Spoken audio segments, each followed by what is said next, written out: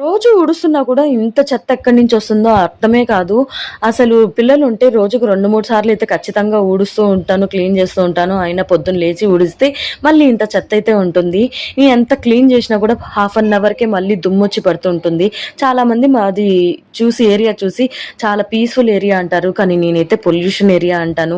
ఎప్పుడు ఏదో కన్‌స్ట్రక్షన్ జరుగుతూనే ఉంటుంది. క్లీన్ చేసిన హాఫ్ అన్ అవర్‌కే మళ్ళీ దుమ్మొచ్చి చేరిపోతుంది. నేనైతే క్లీన్ చేసుకోలేక చచ్చిపోతున్నాను. మామూలుగా నేనైతే రోజు నైట్ టైమ్సే పాత్రలు కూడా వాష్ చేసి పడుకుంటాను. వీళ్ళకి సమ్మర్ హాలిడేస్ వచ్చినప్పటి నుంచి అసలు కుదరట్లేదు. కొన్ని పనులైతే డిలే అయిపోతున్నాయి. ఇంక మార్నింగ్ లేచి తొందరగా అయితే పాత్రలు తోమేస్తాను. కొంతమంది కామెంట్స్ అయితే పెడుతూ ఉంటారు. ఫస్ట్ నీ సింక్ ఏరియా అంతా క్లీన్ చేసుకో, తర్వాత వీడియోస్ పెట్టు అని చెప్పి. మీకు తెలుసా అండి అసలు రోజు నేను పాత్రలు కడిగిన తర్వాత సింక్ నీట్‌గా క్లీన్ చేసి చుట్టుపక్కల కూడా క్లీన్ చేసుకొని పడుకుంటాను.